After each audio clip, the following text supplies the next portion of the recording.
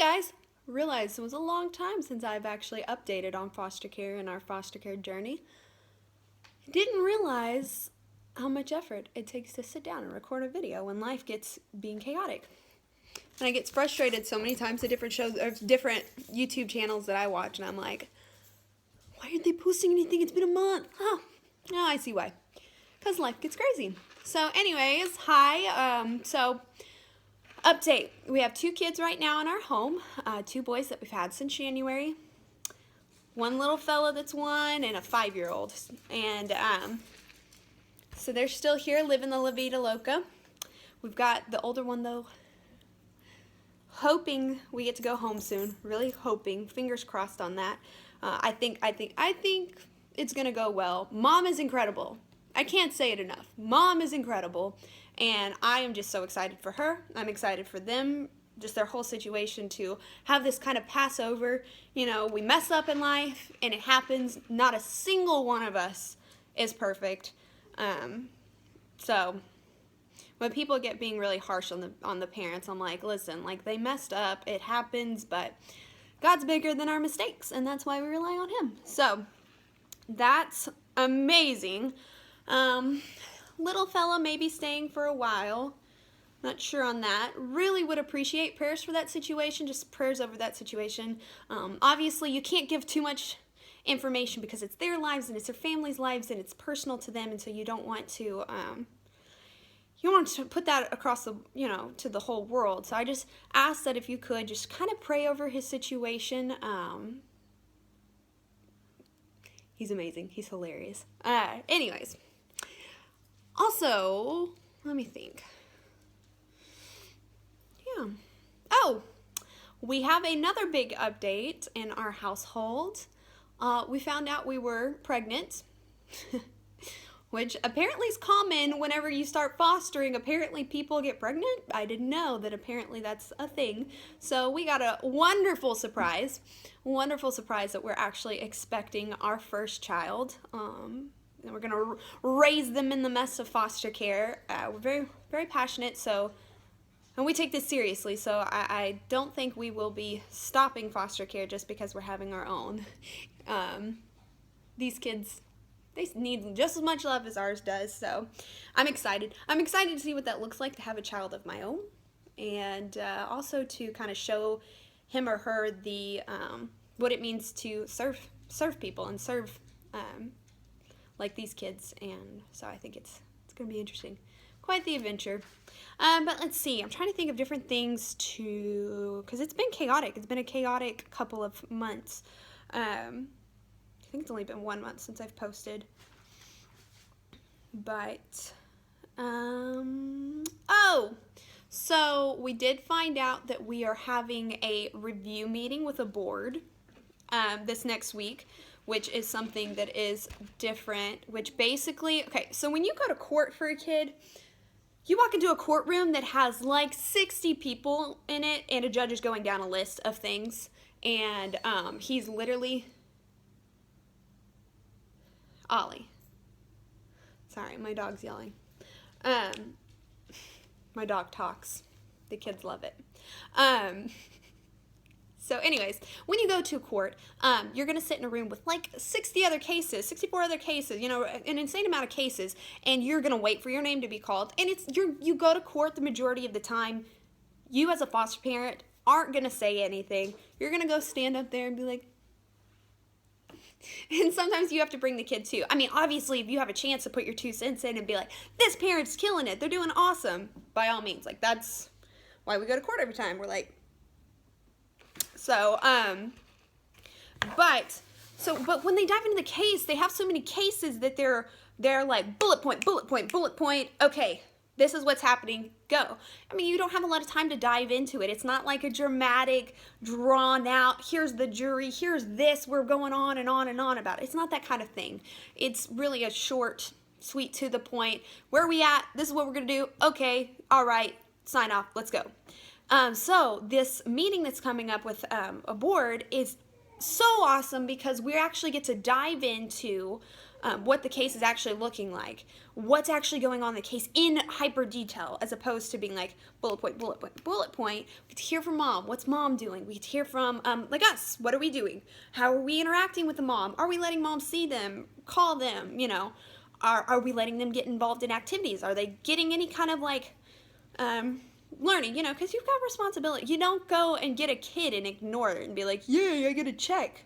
Like, people who do foster care, first of all, for money, I don't get where you get the money from, because children are expensive.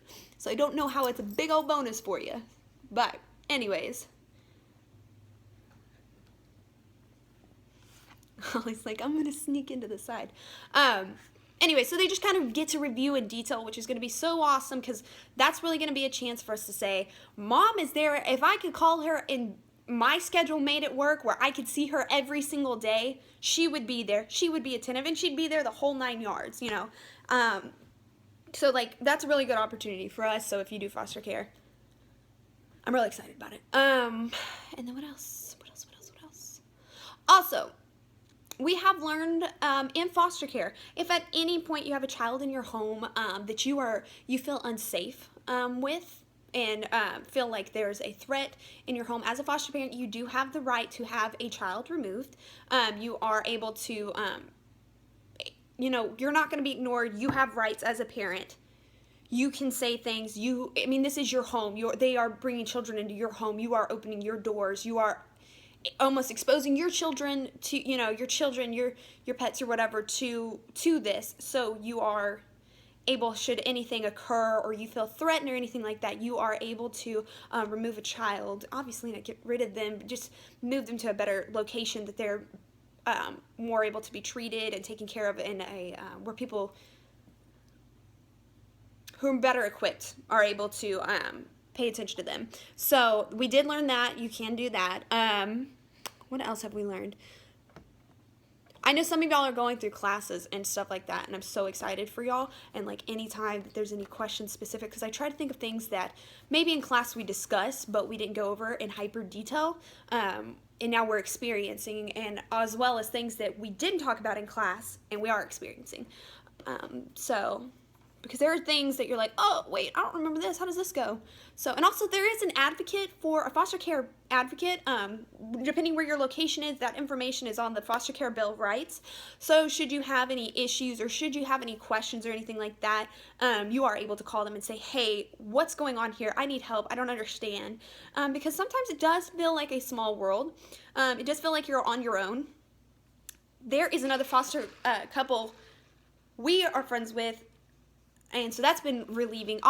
Obviously, they're new as well, so they don't have as much advice, but very important to kind of reach out into that community. I'm personally working my way into doing that, working my way into asking random strangers questions. That's what it feels like. But because I want to understand, like, as foster parents, when the time comes, should that opportunity arise, obviously parents first, but should the opportunity arise that we adopt a child, I want to be able to go to somebody and ask questions, and I want to be able to understand that, so then when time comes, if somebody else asks questions, I can give them answers. So, but there's our foster care update.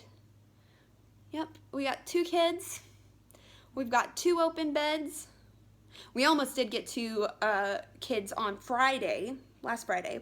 We actually brought a new car because of it, because we had a 5-seater, and we're like, if more kids come, we got to put them somewhere. So we got a bigger car, so that was awesome. That was such a blessing that it was like, there was one that became available that was exactly what we needed. You know, right price, right everything, could trade in our car and get it right then that night. That was very much a God thing that he, like, you know, guided all that, because we literally were able to get a new car like that. I mean, I say that, it was a blessing, because, I mean, we're not rolling in it, but that was awesome. So now we just sit and wait for more calls.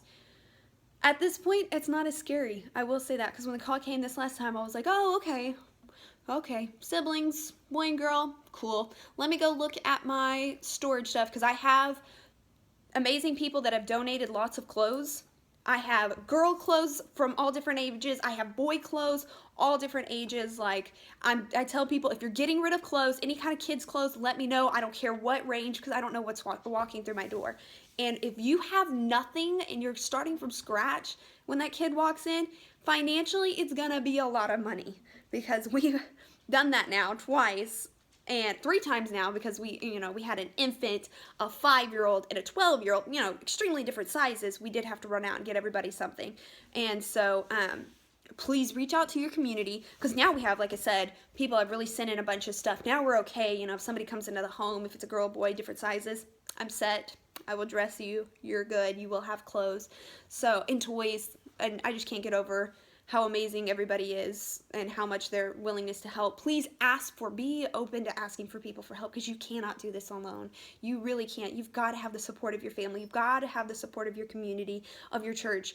Without them, you will sink, because it's a very unique feeling to be in a situation where these kids aren't your own, and you're constantly dealing with birth parents in the state and courts and all these different things, so people can't relate. And at the same time, you feel like you don't have, like, I can't tell y'all what's going on with each little kid and each one of their stories. I can't even tell you their name, but so it's a feeling of being alone. So you've got to make sure that it is so important that you reach out, and you reach out to your friends in your community, and you surround yourself with that, because without that, you will sink. And that's just a fact. You'll burn out. You'll burn out immediately, because me and my husband have found ourselves kind of shying away from people because we are so overwhelmed with what's going on in our home. And when that happens, we're sinking.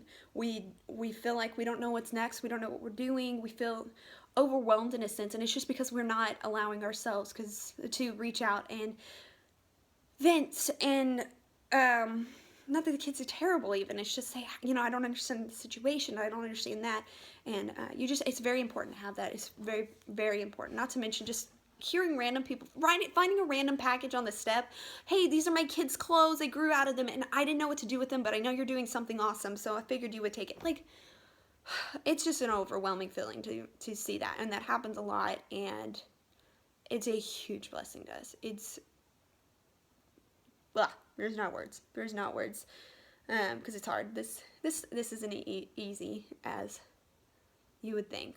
But anyways, so yeah, I'll keep more updates.